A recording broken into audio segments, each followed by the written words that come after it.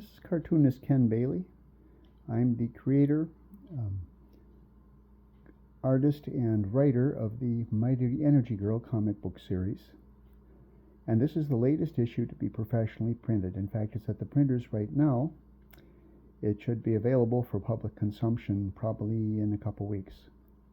This is actually an older e-girl story. This was issue number 24, and I'm currently working on issue number 45, or at least that's the next one to go. We just finished 44. This one is called The Butt Kickers. It was obviously inspired by a movie with a similar name, and I didn't copy the movie, but I did take the concept, and that is, what if you're the local superhero in a mid-sized city in the Midwest with no other superheroes around, so basically the whole ball of wax is your responsibility, and you get two kids that are just mere mortals that decide they're going to put on uniforms and they're going to help out old Energy Girl. Well, that is what this story is about. Here we see our two kids. That's Captain Butt Kicker and Blue Thunder, and they are off to sally forth and do Energy Girl a big favor by cleaning up her city. Now, this is the story that's not for little kids, because Blue Thunder does tend to swear a lot, although I just use the typewriter keys, the symbol typewriter keys, and there are some other things that maybe little kids will not appreciate, but immediately, without realizing it, they are being tailed by Energy Girl, who realizes she'd better keep an eye on them or somebody's going to be in trouble. Now, unfortunately, walking down a city street, not doing anything wrong, are two fellows that have been in the comics a number of times in my older issues. That's Nutso Morelli and Fingers Malone, the last two surviving members of the Vinny Vitti Da Vinci gang. One of my fans named it that.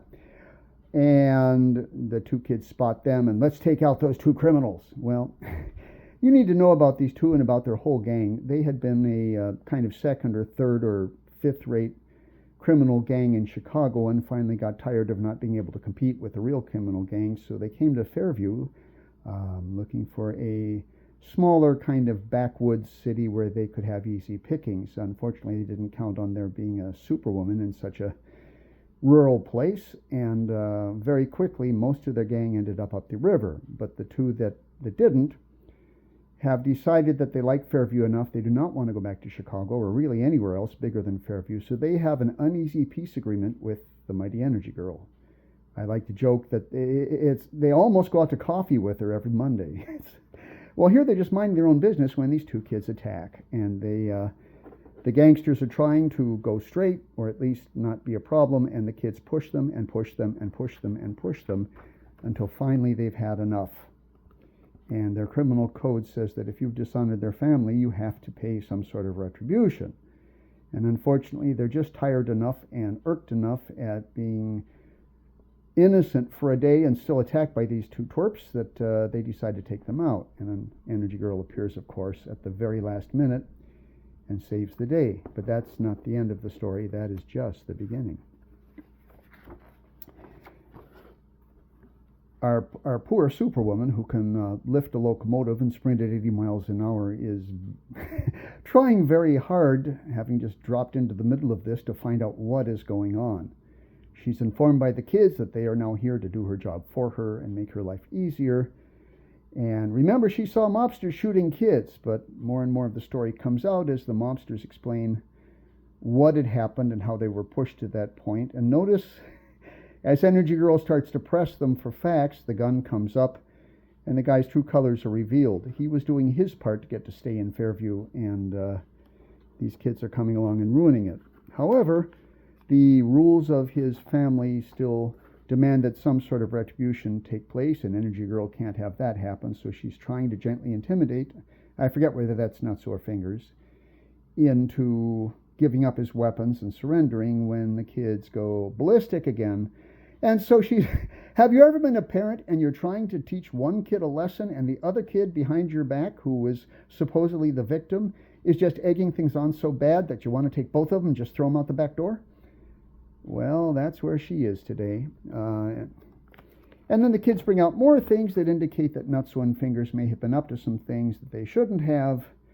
So it's back to going after them again until it becomes evident that they're mostly innocent, mostly. And back and forth it goes, and she's just about got the peace established when the kid pulls out pepper spray, lets one of the mobsters have it. In the fracas that follows, the Energy Girl loses track of one of the kids. The other mobster grabs her, and now they're playing for business because everybody's patience is about exhausted. So now what do you do? Well, if you know anything about Energy Girl's history, she really does not want a fight. What she wants to do is possibly talk things into a solution, and if not, can't do that, intimidate things into a solution. It's also known that with exercise and also with great physical stress, she has a pretty significant build and can build up a rather intimidating set of biceps. So the clenched fists and send hundreds and hundreds of kinetic pounds, tons, something, up her arms until they gain very quickly a pretty impressionable size. And she still thinks it's a hostage situation. So she's trying to one last ditch effort without having to actually hit somebody to get the criminals to let go of the kids. And the kids are saying, kill him, murder him, smash him. That's how we bring justice. Annihilate the Energy Girl. She'd really like to swat them too. So now the mobsters are really in a corner. Energy Girl makes one last stand. You either put those kids down and turn around and walk away from me facing me very slowly, or I am going to beat you within an inch of your life. And to her amazement, they immediately hand over the kids, both of them.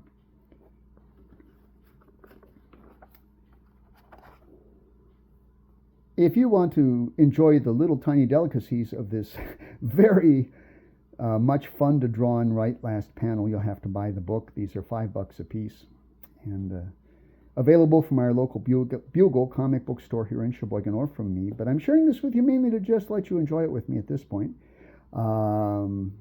Energy Girl is left holding the bag, so to speak, figuratively and somewhat literally. And that ends our book.